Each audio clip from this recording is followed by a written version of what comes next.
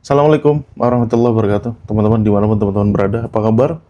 Mudah-mudahan sehat selalu dalam lindungan Allah Subhanahu Wa Taala. Ketemu lagi kita di Tadabbur Live pagi hari Jumat 21 November 2025 dengan tema pembahasan benarkah makna rezeki seluas itu? Ya, kenapa saya mengangkat tema ini? Pertama, saya lagi menggalakkan ya gerakan untuk belajar bahasa Arab bagi teman-teman. Ya, kepentingannya apa belajar bahasa Arab? Untuk memahami Al-Quran, bukan untuk sok-sok jago depan sosial media ngomong bahasa Arab, dibuat konten, bukan ya. Untuk memahami Al-Quran.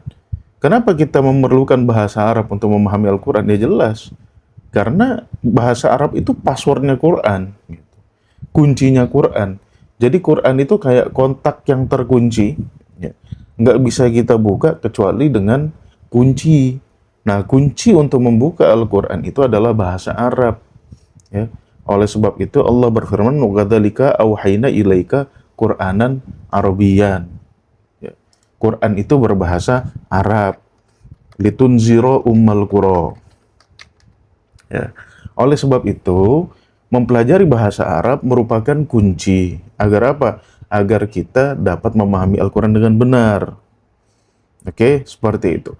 Dan yang paling fundamental ya dalam disiplin ilmu bahasa Arab, dalam aspek bahasa Arab yang paling fundamental untuk kita pelajari, yang harus kita ketahui adalah semantik.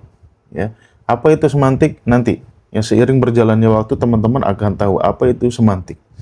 Ya, kita akan ada Zoom nanti, seminar tentang semantik. Tetapi sekarang ya kita akan bedah dulu makna kata rezeki.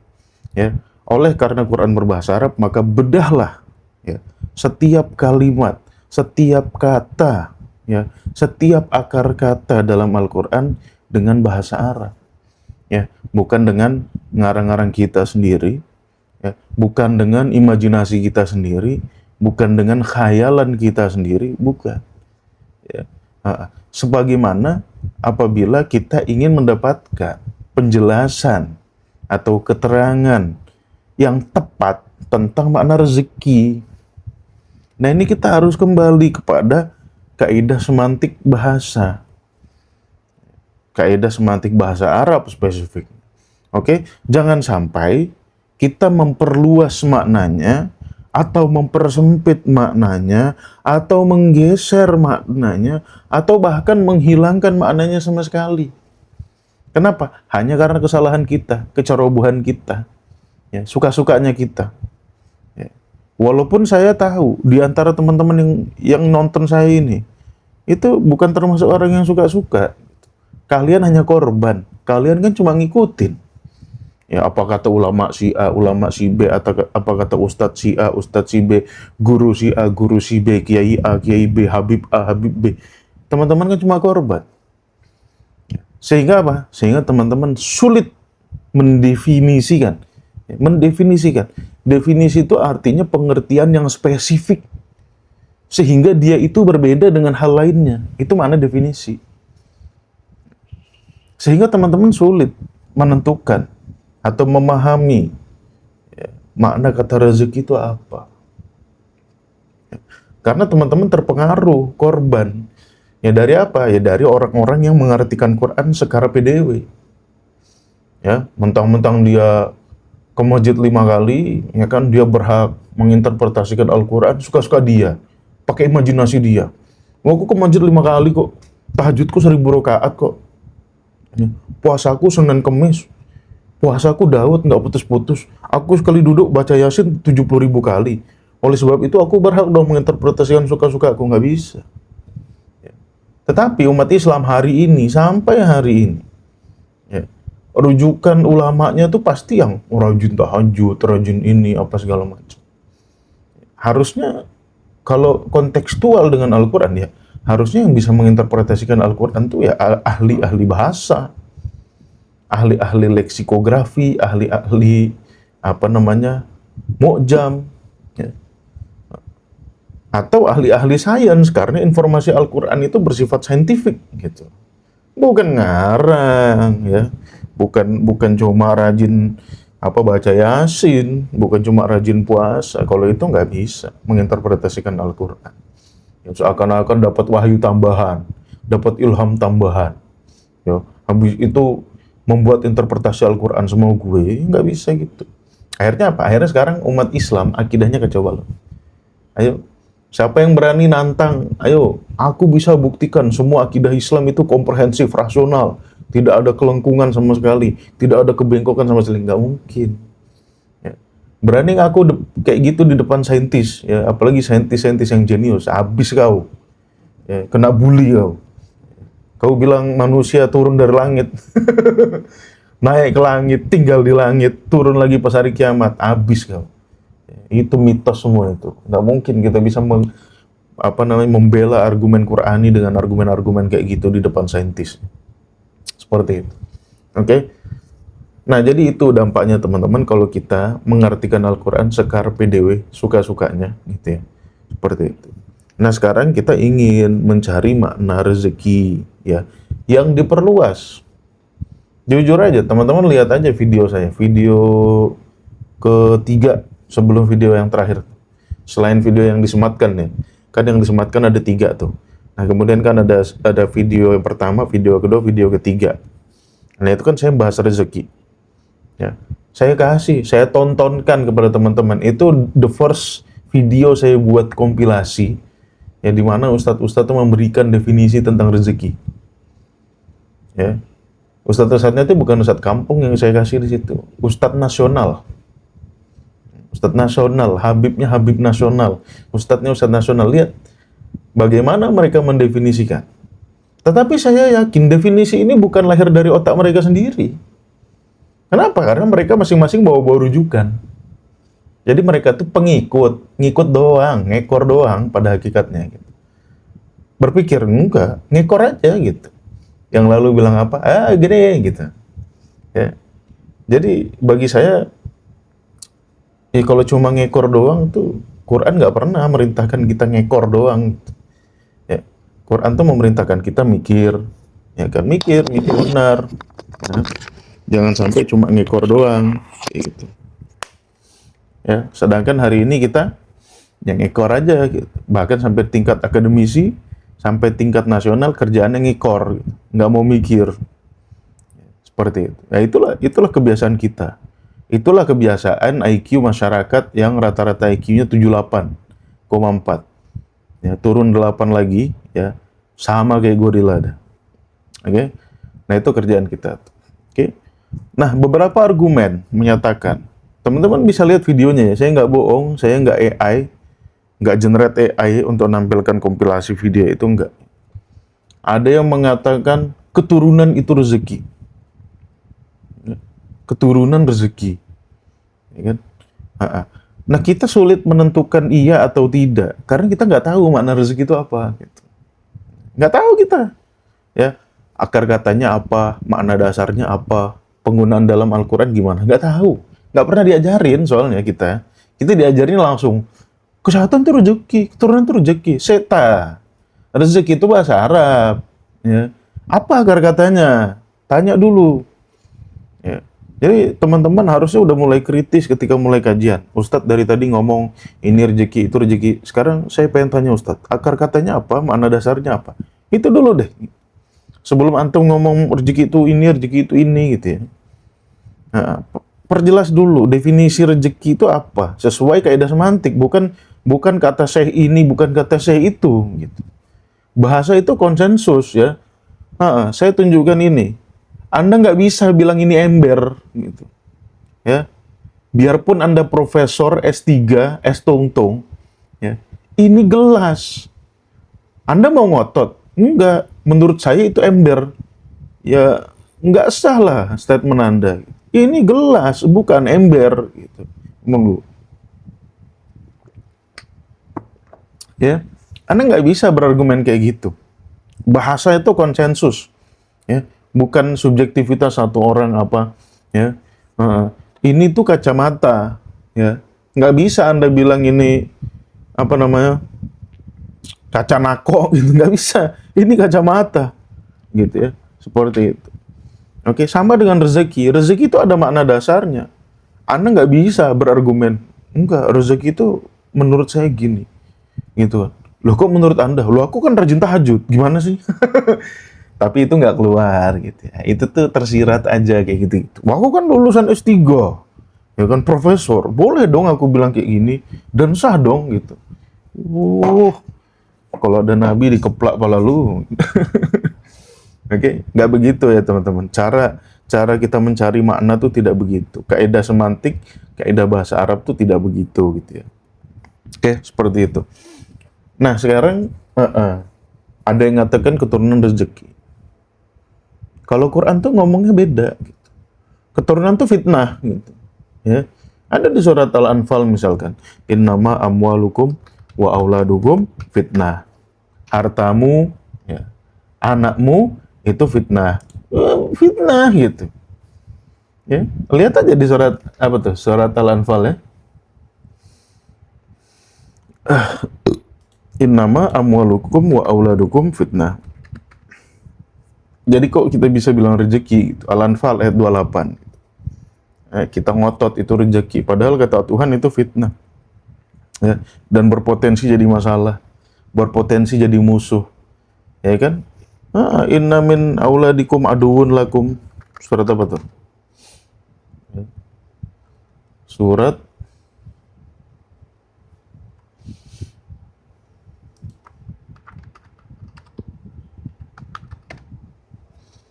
At-Taghabun ayat 14. Ya ayyuhalladzina amanu inna min azwajikum wa auladikum. Sesungguhnya sebagian dari istrimu dan anakmu ada yang akan menjadi musuhmu. Ini kan potensi, anak itu bisa jadi musuh.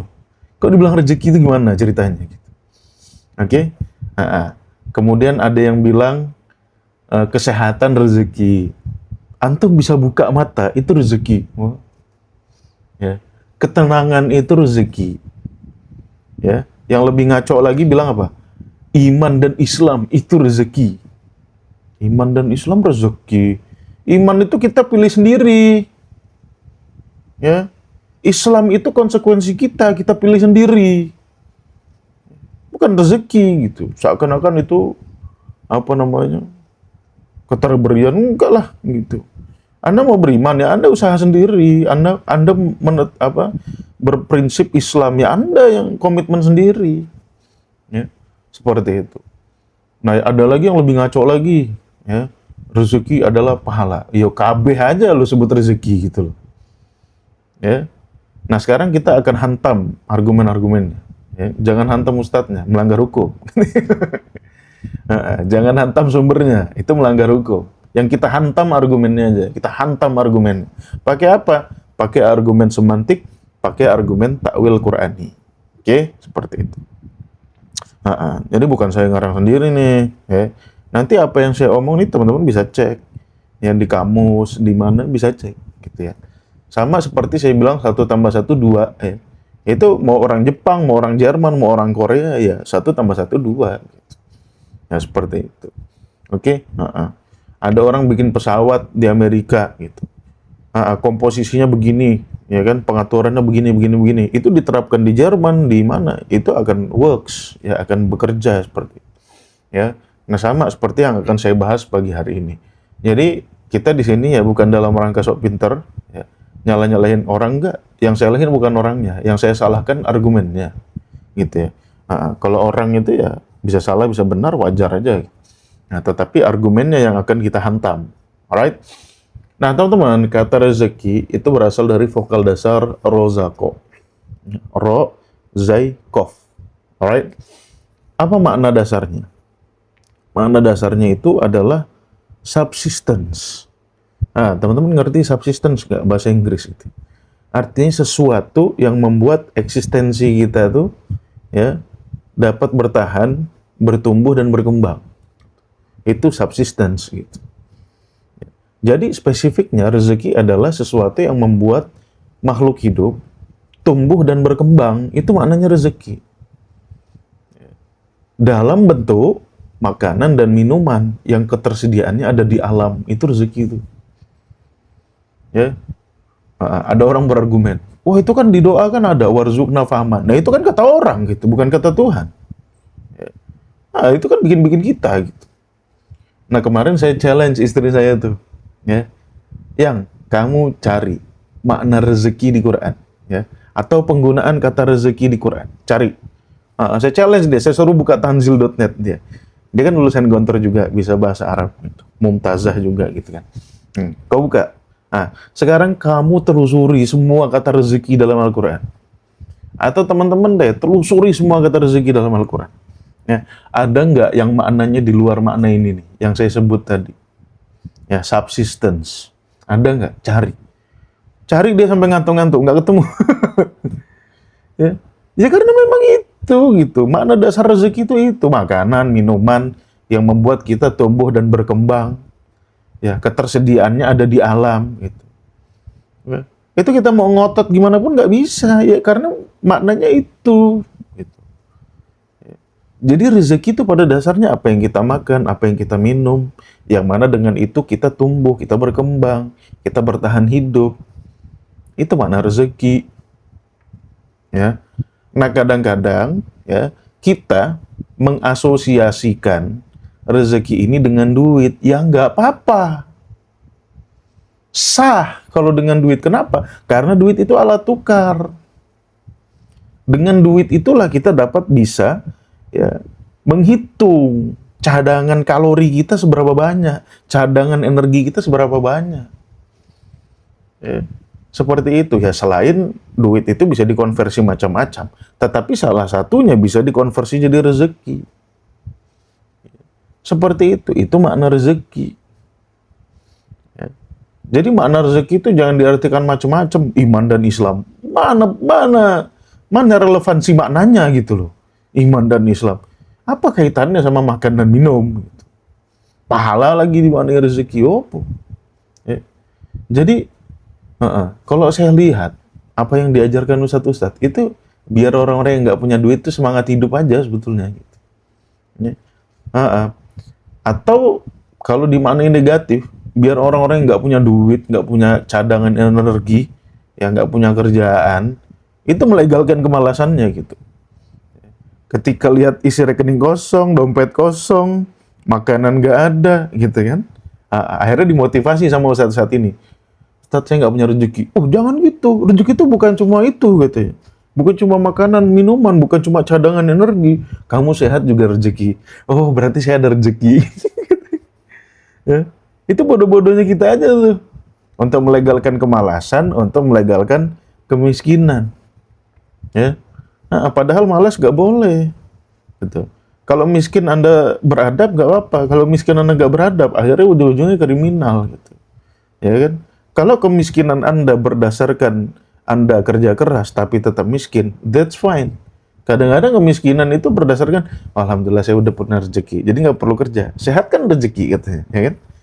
Iman dan Islam, pahala, aku pasti punya dong pahala, masa nggak punya pahala? Itu rezeki.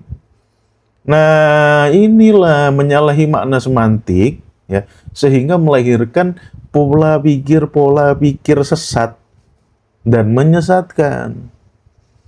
Ya, sesat pola pikir seperti itu tuh. Ya, mau diberlakukan di seluruh dunia nggak bisa. Ya, paling cuma orang Islam aja yang kayak gitu. Makanya negara-negara Islam miskin-miskin. Selain Islam nggak berlaku kayak gitu. Makanya maju-maju mereka. Ya, GDP-nya tinggi, UMR-nya tinggi. Ya, UMR London, UMR yang paling tinggi itu UMR-nya mana ya? Norwegia, tapi Norwegia itu ya cost hidupnya tinggi juga, ya kan? Nah itu negara-negara maju, negara-negara bahagia, negara-negara berkembang gitu. Kita negara-negara tertinggal, alhamdulillah bisa buka mata, celik rezeki, ya.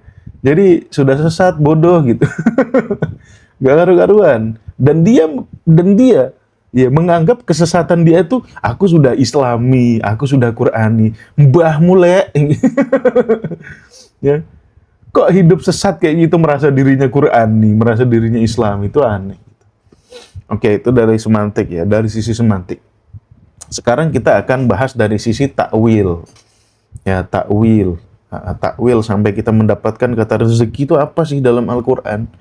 Ya, penggunaannya dalam Al-Qur'an itu apa sih? Sehingga kita dapat maksud dari Allah itu apa gitu. Ya kan? Kita ini pengen tahu maksud Allah ngomong rezeki itu apa. Kita nggak pengen tahu si Syekh ini ngomong apa, Syekh itu ngomong apa, nggak pengen tahu kita. Yang kita pengen tahu maksud Tuhan ngomong rezeki itu apa. Oke? Tadi kan dari semantik udah. Sekarang kita cari dari sisi takwil Qur'aninya. Ya. Dari sisi takwil Qur'aninya. Takwil dari kata awwala yu'awwilu, artinya penelusuran kronologis. Ini loh. Saya tuh live kayak gini capek, teman-teman. Mikirin, mendefinisikan, cari lagi, menyederhanakan bahasa itu nggak mudah. Ya. Takwil dari kata awwala yu'awwilu, dari kata awal. Ya, artinya apa? Penelusuran kronologis dari titik kejadian sampai titik awalnya bagaimana. Itu makna takwil. Anti ngarang-ngarang nih. Saksinya istri saya lah. Sebelum live kayak gini, Anda lihat nih di screen saya. Ya. Catatan, nggak ngarang ini. Ya takwil, susunannya apa? Mikirin judul, bikin desain, apa segala macam. Ya. Nggak ngasal apa kalau ceramah ngelihat muka yang di depannya. Mukanya kayak gini, nebak-nebak. Ya, itu sih lucu namanya gitu ya. Sok-sok menjadi wali. Oke. Sekarang kita takwil. Ya, kita takwil apa makna rezeki. Alright. Sekarang kita buka surat Ad-Dzariyat ayat 22 ya. Nah, teman-teman boleh sambil buka Al-Qur'an. Kita buka surat Adz-Dzariyat ayat 22 di mana Allah berfirman, wa fis sama'i rizqukum wa ma tu'adun. Dan di langit ada rezekimu dan apa-apa yang dijanjikan untukmu. Oke? Sambil buka nih. Ya, sambil buka Quran. Ini saya kasih takwilnya nih, ya. Jadi saya tidak hanya mendefinisikan secara semantik, saya kasih juga takwilnya bagaimana penggunaan rezeki dalam Al-Qur'an. Alright? Buka surat Adz-Dzariyat ayat 22, wa fis sama'i rizqukum wa ma tu'adun. Di langit ada rezekimu dan apa-apa yang dijanjikan kepadamu. Nah, ayat ini kalau dipahami mitos, jadi mitos dia. Ya. Kalau tidak ditakwil, tidak disusun secara kronologis sampai dapat pemahaman yang jelas, yang realistis, ini bisa jadi mitos. Ya. Kenapa? Soalnya saya pernah. Ya, saya pernah pengalaman sholat Jumat di salah satu masjid. Ya. Khotibnya bilang apa? Khotibnya baca ayat ini nih, persis ayat ini nih, Az-Dzariyat ayat 22. Apa dia bilang? Rezeki kita sudah ditentukan di langit. Ya kan? Sudah dicatat di langit. Ya. Oleh sebab itu Allah berfirman di surat Adz-Dzariyat ayat 22. Wa fis sama'i rizqukum wa ma tu'adun. Jadi mitos, ya. Al-Qur'an jadi mitos. Padahal dia belum takwil, dia belum memahami ayat ini, ya, dengan ayat-ayat yang melengkapi penjelasan ayat ini gitu. Sehingga dia sesat sendiri dan itu disampaikan di mimbar. Dan sialnya nanti siang kita harus mendengarkan lagi. Kayak gitu-gitu persis ya. Ya, saya makanya setiap khutbah Jumat tuh aduh galau. Mending ngelamun daripada dengerin khotibnya. Ya. Seperti itu, ya. Wa fis sama'i rizqukum wa ma tu'adun. Nah, ini kita cari dulu penjelasan lainnya. Kalau kita belum dapat penjelasan yang logis dan realistis, cari dulu penjelasan di ayat lainnya. Telusuri dulu. Maksud Tuhan di langit ada rezekimu nih apa? Oke, secara semantik sudah ketemu kan tadi. Rezeki ini apa yang kita makan, apa yang kita minum. Oke, maksud Tuhan ya di langit ada rezekimu itu gimana? Ya kan? Ini perlu kita cari. Teman-teman yang ngerti sains, Anda beruntung. Anda pasti langsung nebak. Otak Anda tuh langsung bisa mentakwil. Kalau Anda ngerti sains, kalau IQ Anda di atas 100. Ya. Apalagi di atas 120. Ya. Kalau Anda ngerti sains, Anda membaca surat Az-Dzariyat ayat 22, pasti Anda langsung connect gitu. Maka beruntung Anda yang ngerti-ngerti sains gitu. Makanya saya itu sangat suka dengan konten-konten kreator yang membahas sains. Sangat suka. Gitu. Mereka tuh pintar ya berpikirnya sistematis, runut. Daripada ngelihat ceramah-ceramah itu nggak jelas. Ya. Nah, Anda yang ngerti sains, Anda pasti ngerti. Kenapa Allah katakan di langit ada rezekimu? dan apa-apa yang dijanjikan kepadamu. Ya. Nah, kalau kita ingin mentakwil ayat ini, kita cari dong penjelasan di ayat lain. Apa sih yang ada di langit ini? Atau apa lebih tepatnya yang ada di langit dan diturunkan oleh Allah ke bumi sehingga menjadi rezeki bagi kita. Nah, ya. Di langit ini yang ada apa? Ada air di langit itu. Atau lebih tepatnya, ya, kita nggak ngomongin air hujan nih. Kita ngomongin air yang pertama kali jatuh ke bumi dalam bentuk bongkahan-bongkahan es. Ya, itu tuh berasal dari komet. Gitu. Nah, air itulah yang pertama kali masuk dari bumi. Ya, masuk dari langit ke bumi. Ya, ini kita kronologis nih, kita runut nih. Orang-orang yang ngerti sains pasti udah nyambung. Oke? Apa yang ada di langit itu air. Oleh sebab itu Allah mengatakan di surat An-Nahl ayat 65, ya, wallahu anzala minas sama'i ma'an. Allah menurunkan air dari langit. Ya. Nah, ini step pertama nih, stepnya nih, kita runut nih. Di langit ada rezeki, oke. Apa yang turun dari langit? Air. Alright? Seperti itu. Dalam bentuk bongkahan-bongkahan es. Alright? Nah, pada titik tertentu, es-es ini mencair, ya, membentuk lautan yang ada di bumi. Alright? Nah, setelah itu, ini ada kaitannya juga dengan ozon, dengan Ares. Oke? Ozon atau Ares ini, ya bahasa Qur'annya Ares. Kemarin kita sudah bahas ya. Ares itu maknanya ozon, ya. Yang belum nonton rekamannya, wah Anda nggak bisa. Kalau Anda nggak tergabung di grup Tadabbur Institute, Anda nggak bisa nonton rekamannya. Jadi pastikan Anda ikut live saya gitu. Oke? Nah, lapisan ozon ini menjaga suhu bumi tetap hangat, ya, sehingga panas yang dipancarkan oleh matahari, ya, itu dapat terperangkap di lapisan bumi, ya, sehingga komet-komet yang tadinya bentuknya es, ya, itu mencair sehingga membentuk lautan. Komet apa? Lo benda-benda langit itu gede gitu. Bumi ini kecil sekali kalau dibandingin benda-benda langit yang lain, matahari misalkan. Wah, dibandingkan Jupiter, wah berapa, kita nggak, is nothing gitu kan, seperti itu. Ya, jadi air inilah yang pertama kali masuk ke bumi, ya. Kemudian selanjutnya terjadi siklus hidrologi. Ya. Air-air di lautan ini, ya, kemudian karena ada lapisan ozon, panas di bumi terperangkap, ya, akhirnya air-air ini menguap. Kemudian terjadilah lapisan-lapisan awan, kemudian sampai awannya itu penuh dengan uapan. Ini teman-teman cari lebih detailnya di sains ya. Kalau saya jelaskan skenanya aja, yang penting nyambung gitu, teman-teman ya. Nah, kemudian awan-awan yang membawa muatan air ini, ya, siklus hidrologi, wah masa nggak ngerti siklus hidrologi sih? Kan ada 3 siklus hidrologi. Ada siklus hidrologi pendek, ya, nguap di laut, turun langsung ke laut, itu pendek, ya. Ada siklus hidrologi sedang, menengah, atau apalah namanya, ya. Nguap air, awannya kehembus angin, turun di daratan, ya, itu sedang, ya. Ada lagi siklus hidrologi jauh, ya. Nguap air, awan ketiup sampai ke dataran tinggi, ya, turun hujan. Oke, ya. Nah, siklus hidrologi ini digambarkan loh dalam Al-Quran, ya. Jadi yang ngomong hujan turun atas izin Allah tuh seakan-akan Quran nggak nerangin gitu bagaimana hujan terjadi, ya. Contohnya di surat Al-A'raf ayat 57, ya. Huwallazi yursilur riyaha busyran baina yaday rahmatah hatta idza aqallat sahaban thiqalan suqnahu li baladin mayyit. Kamilah yang mengirim, ya, angin-angin sebagai kabar gembira, merupakan rahmatnya.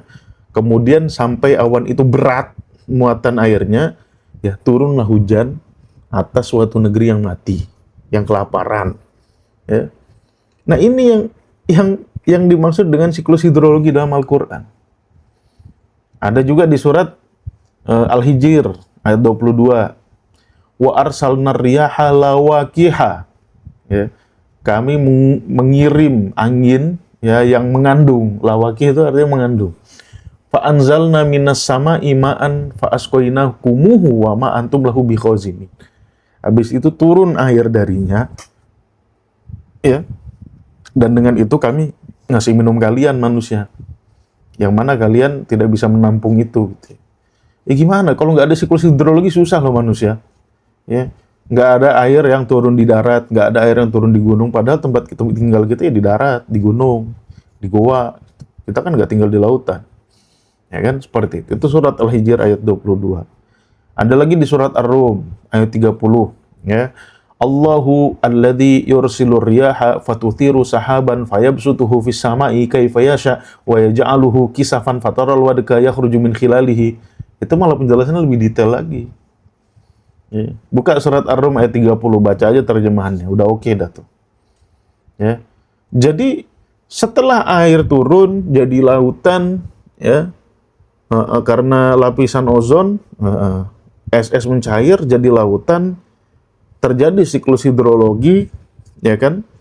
Kemudian setelah siklus hidrologi ini terjadi, nah siklus hidrologi yang jauh tadi tuh, yang ke gunung, yang ke daratan menengah ke jauh, ya, ini pada akhirnya membentuk sungai-sungai. Kenapa ya? Karena gravitasi gitu. Air itu mengalir dari tempat yang tinggi ke tempat yang rendah. Ya. Nah, siklus hidrologi jauh yang ke gunung-gunung itu, ya, turun mereka di gunung, akhirnya membentuk sungai-sungai yang mengalir dari dataran yang tinggi ke dataran yang rendah. Terbentuk sungai-sungai. Ya, ini dijelaskan sama Allah di surat Ar-Ra'd ayat 3, wa huwallazi maddal ardo wa ja'ala fiha rawasiya wa anharo. Kami jadikan di bumi ini, ya, kami bentangkan di bumi, ya, karena hujan tadi itu, ya, wa ja'ala fiha, dan dijadikan di bumi ini ada rawasiya. Rawasiya itu sebetulnya lempengan-lempengan miring artinya. Tapi diartikan gunung di sini. Ya nggak apa-apa lah ya. Nah, lempengan-lempengan miring inilah yang membuat air turun dari tempat tinggi ke tempat rendah. Kalau dataran datar aja ya nggak ada terjadi pengaliran kayak gitu. Dan disitulah terbentuk anhar, terbentuk sungai-sungai. Oke? Jadi ini prosesnya didetailkan sama Allah.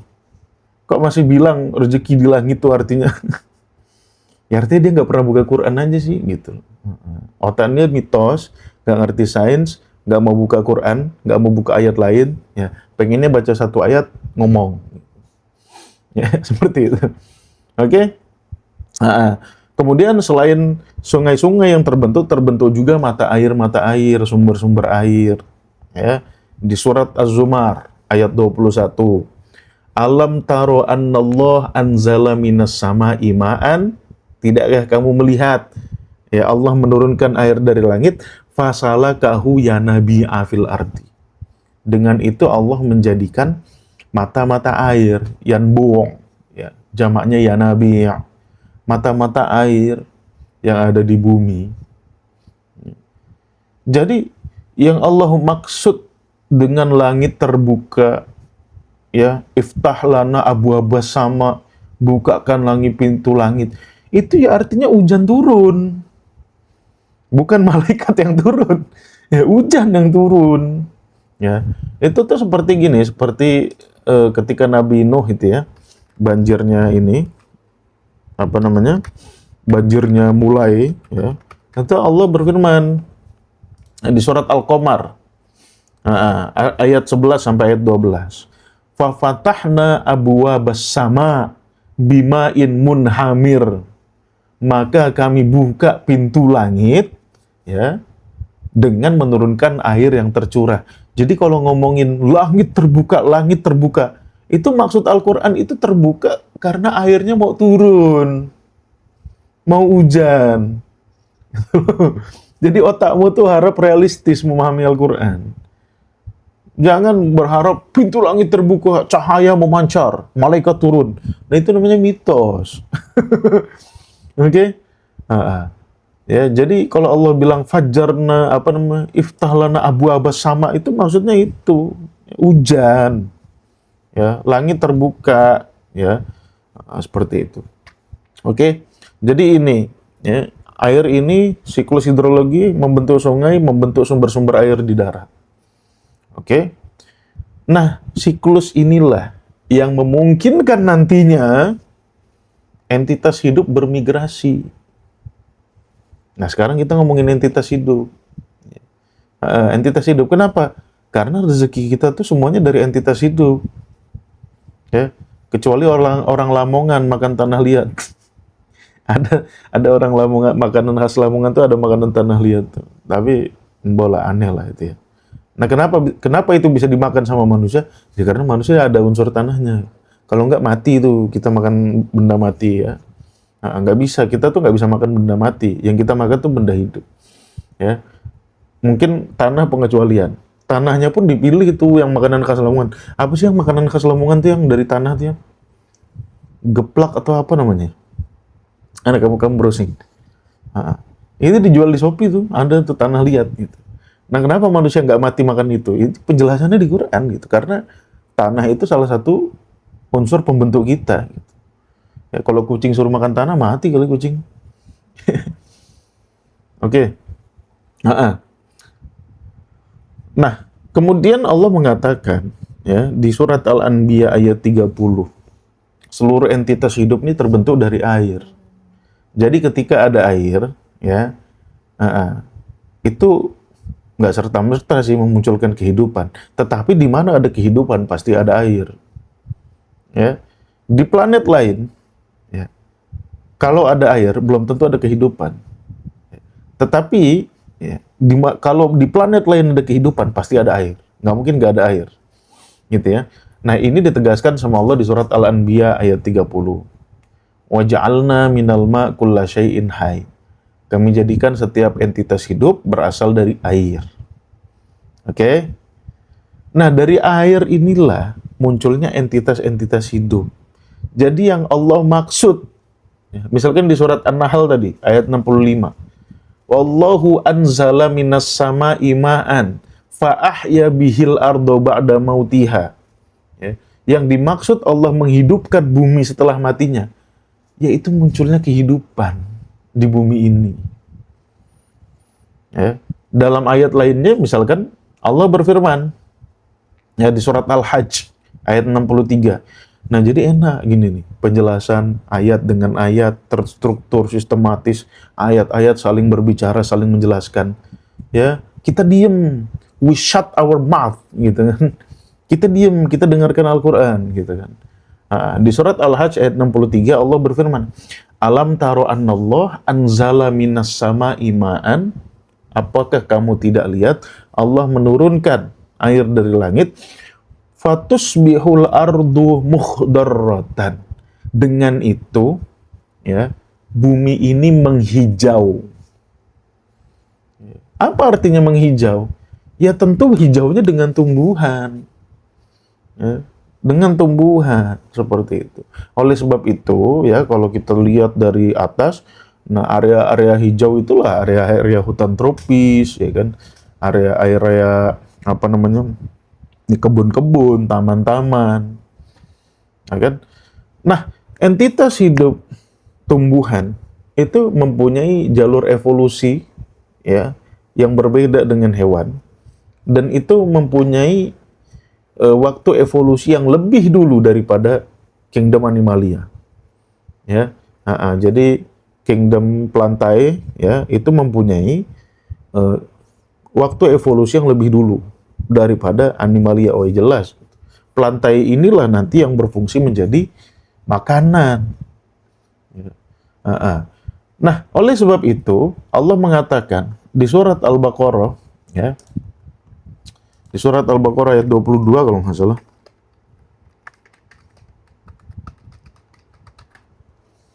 Ya. Alladzi ja'ala lakumul ardo firasyan. yang menjadikan bumi bagimu hamparan. Was samaa binaan wa anzala minas sama'i ma'an fa akhraja bihi minas samarot. Ya. Siklus hidrologi ini pada akhirnya menciptakan entitas hidup, dan entitas hidup pertama kali yang ada di muka bumi ya itu melahirkan tumbuhan. Ini terlalu singkat sih saya ngomong kayak gini. Kalau teman-teman mau cari yang lebih detailnya silakan cari di YouTube atau di TikTok. Banyak yang menjelaskan. Ya. Pada akhirnya tumbuhan-tumbuhan ini lahir, dan Quran itu menjelaskan dengan detail loh istilah-istilah tumbuhan ini. Saya udah tulis di buku ayat-ayat evolusi. Ya, menjelaskan dengan detail istilah-istilah tumbuhan dalam kehidupan kita. Ya. Ada Allah nyebut sebagai khodir, ya, tanaman-tanaman hijau, ya, khodir, dan itu kita bisa asosiasikan dengan gangga-gangga hijau, ya, cyanobacteria gitu, ya gangga hijau kali ya, itu sains lah. Nah di sini saya sebutkan semuanya istilah-istilah tumbuhan dari mulai khodir hijau-hijauan, kemudian ada zara, ya awalnya itu entitas tumbuhan tidak tertanam, ya karena dia tempatnya di laut gitu. Nah pada akhirnya tertanam di batu, ya kan, di tanah, di batu jadi lelumutan, ya warna hijau juga gitu kan. Kemudian tertanam di tanah, zara'un, istilahnya lain lagi gitu. Ada khodir, ada zara'un, ya, yang tertanam. Nah yang tertanam inilah yang menghasilkan berbagai macam tumbuhan di darat. Ya, ada yang tertanamnya merambat seperti semangka misalkan. Ya, apalagi yang merambat, anggur, ya. Apalagi yang merambat ya? Banyak lah yang merambat. Ada lagi yang membentuk pohon-pohon. Nah kalau pohon ini bahasa Qurannya syajar. Pohon-pohon yang punya batang, punya dahan, punya ranting, ya itu syajar. Jadi Allah tuh membeda-bedakan istilahnya, ya, syajar. Nah dari syajar-syajar ini, ya bahkan buah-buahnya tuh didetailkan sama Allah.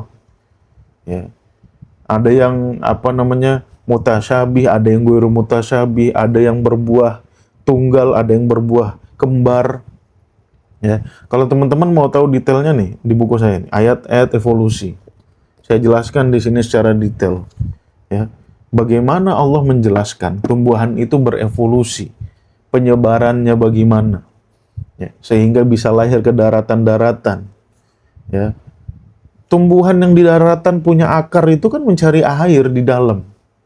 Ya, tumbuhan itu semuanya butuh air. Nggak ada tumbuhan yang nggak butuh air. Oke? Nah, kalau kita kembali lagi, ya, kita misalkan kita pergi ke ayat lain dulu deh, ya. Kita misalkan pergi ke ayat lain dulu,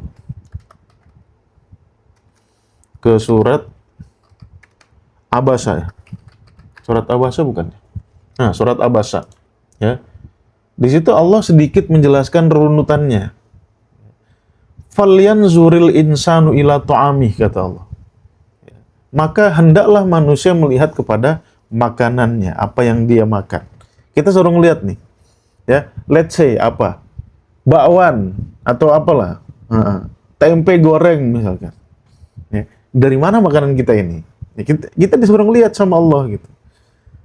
Tapi ada beberapa ustadz yang mengatakan falyanzuril insanu ila ta'amih untuk apa yang memperhatikan makananmu halal atau haram gitu ya. Nah itu on-nya itu nggak pernah belajar gitu. Ini tuh Allah suruh memperhatikan apa yang kita makan. Coba let's say apa teman-teman makan apa? Roti, oke. Prosesnya gini kata Allah. Anna soba benal ma'a soba. Kami turunkan air dari langit. Tumma syakoknal ardo syakok. Kemudian kami belah bumi, ya kan? Untuk menimbulkan sungai-sungai tadi, ya, mata air tadi. Fa'ambatsna fiha habba. Kami tumbuhkan benih-benih, ya. Kemudian dari benih ini nanti menjadi wa inaban wa qodba, wa zaitunan wa nahla. buah-buahan. Setelah buah-buahan jadi wahadaiko gulba, menjadi hadikoh, menjadi kebun-kebun. Ya, wa fakihatan wa abba. Kemudian memunculkan juga fakihah, buah-buahan yang lainnya. Mahta'an lakum wa li an'amikum. Jadi kalau kita nggak mau nurut perintah Allah, Allah bilang coba lihat makananmu. Apa? Kamu makan roti. Roti dari mana? Dari gandum, ya, dari air, dari telur. Dari mana semua asalnya itu? Dari air. Kalau mau dirunutin semua tuh evolusi, semua dari air. Air turun dari mana? Dari langit. Itu loh makna fis sama iris gukum tuh. Bukan artinya di langit kau ditentukan rezekimu berapa.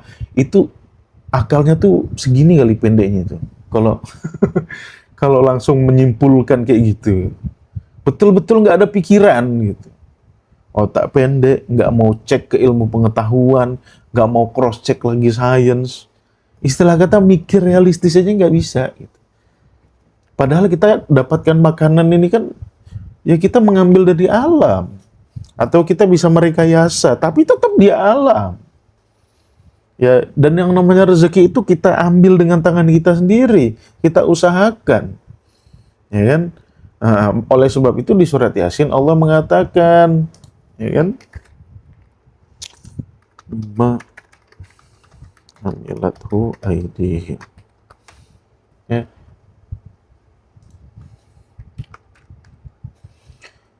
Di surat Yasin, ya, Allah berfirman, wa ja'alnal fiha jannatin, dan kami jadikan di bumi ini hutan-hutan, jannat, min nakhilin wa a'nabin wa fajjarna fiha minal uyun. Untuk apa kami jadikan itu? Liya'kulu min samarihi, agar orang-orang dapat memakan dari buahnya. Wa ma'amilathu aidihi, dan dengan usaha tangan mereka gitu. Jadi kalau itu berbuah, nggak ada usaha tangan, omong kosong. Ya, mangga berbuah, ya biar kata dia berbuah sendiri, harus ada usaha tangan kita ngambil. Ya, seperti itu. Nah, ini untuk meyakinkan hal-hal yang realistis, yang nggak perlu mikir gini aja susah ke orang Islam gitu. Karena otaknya udah terlalu lama mitos. Rezeki sudah ditetapkan, usaha tidak mengubah pencapaian rezeki. Bahmu lah gitu. Ya, udah jelas kehidupan itu real. Dan Allah sudah kasih tahu kita, gini loh caranya menghasilkan rezeki, gini loh caranya. Allah sudah kasih tahu kita, kitanya aja sok pinter. Ya, seperti itu. Jadi sakit jiwa kita. Nah, tumbuhan-tumbuhan inilah yang Allah sebutkan sebagai rezeki. Ya, makanan ini yang membuat kau bertahan hidup, yang membuat kau bisa tumbuh berkembang. Gitu loh, ini yang Allah sebut rezeki. Oleh sebab itu di surat Al-Baqarah ya ayat 22 tadi, ya kan, huwallazi anzala minas sama'i ma'an fa akhraja bihi minats tsamarat rizqan lakum. Buah-buah inilah yang menjadi rezeki untuk kamu. Itu loh makna rezeki, bukan pahala, bukan iman dan takwa, ya, bukan apa lagi tadi yang disebutin, bukan anak. Anakmu bisa dimakan nih. Ya nggak bisa lah, jangan makan anakmu gitu. Ya.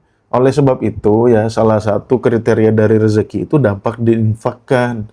Wa mimma rozaqnahum yunfikun. Dan dari rezeki yang kami berikan, mereka menginfakkannya, kasih ke orang. Anakmu rezeki, sini tak pinta, mau nggak?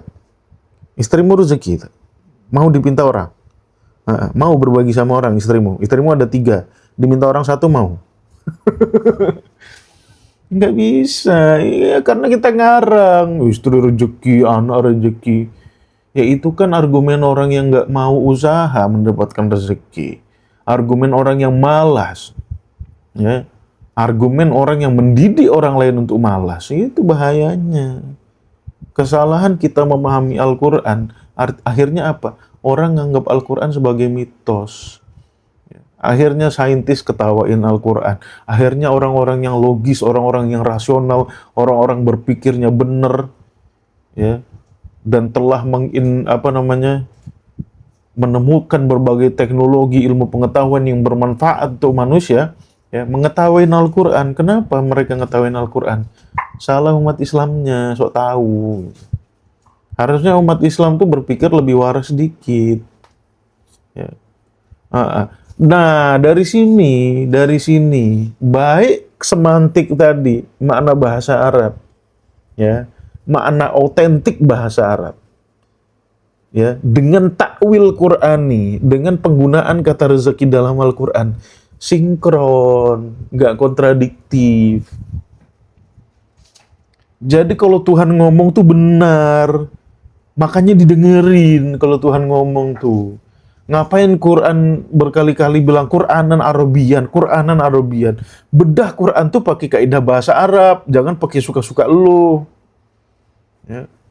Jangan copy paste dari orang. Ini kita hobinya copy paste dan dianggap hebat gitu loh, orang-orang copy paste. Tuh heran saya. Oh, cuma copy paste kok dianggap hebat gitu. Apa hebatnya kalau cuma copy paste? Ya. Itu layaknya mesin fotokopi aja kayak gitu. Ya.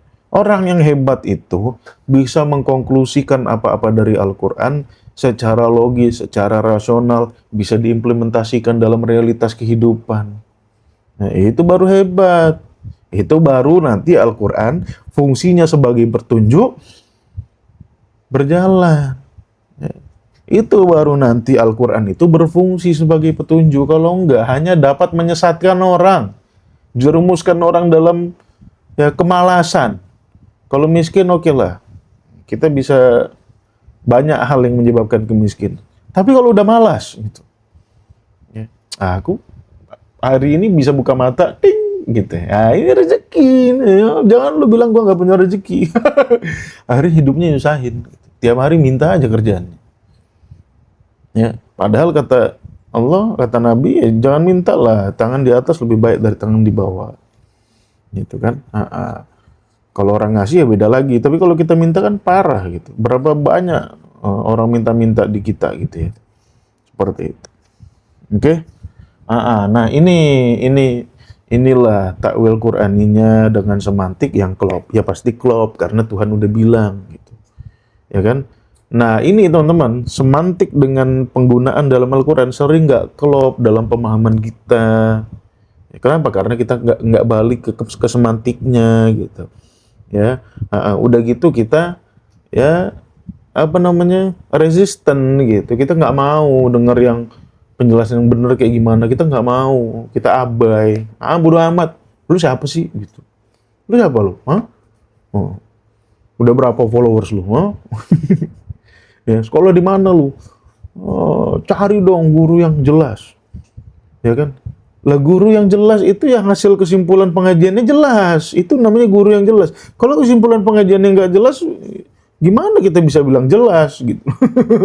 Ya gitu. Sesuai sama kehidupan juga enggak gitu loh. Masa mau dibilang jelas? Ya, seperti itu.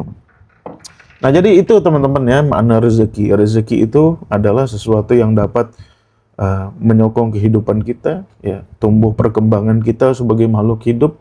Ya bukan kita aja ya, semua gitu kan. Makhluk hidup ya butuh rezeki. Seperti itu ya, yang mana ketersediaannya ada di alam semesta. Nah, ini cukup untuk kita semua dan kita bisa reproduksi ulang dengan usaha-usaha tangan kita. Ya kan? Seperti itu. Oke.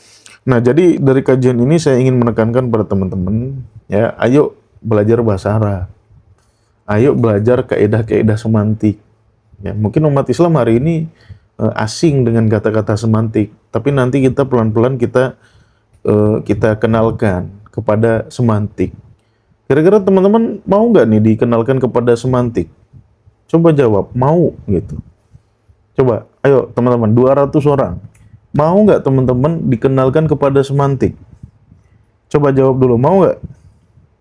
Jawab teman-teman, mau. Yang banyak yang jawabnya banyak, yang jawab, ayo. Mau, jawab terus. Mau nggak kita kenalkan kepada semantik, ilmu makna semantik gitu? Mau ya? Mau banget ya? Nah, wah, 50 orang. Ayo ketik mau. Nah, sip. Ya, kalau teman-teman betul-betul mau, ya, saya tagih nih. Konsekuennya nih, saya tagih nih, ya, betul-betul mau atau tidak. gitu ya. Betul-betul mau atau tidak. Jadi insya Allah minggu depan kita akan adakan Zoom seminar tentang kaidah semantik, ya. Minggu depan, apa namanya, hari Ahad, ya, Ahad depan gitu, bukan Ahad ini, Ahad depan. Ya, siapa pembicaranya, apa aja yang dibahas, nanti teman-teman ya pantau terus. Ya. Kalau saya adakan seminar Zoom, teman-teman mau ikut nggak? Coba jawab. Ikut nggak? Coba jawab. Ikut nggak?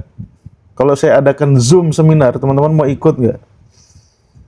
Ayo jawab di kolom komentar. Ikut, jawab ikut. Jawab, ikut nggak? Ikut ya. Nah, ayo jawab, ikut nggak? Insya Allah ikut, ikut. Jawab yang banyak, ikut. Oke, sip.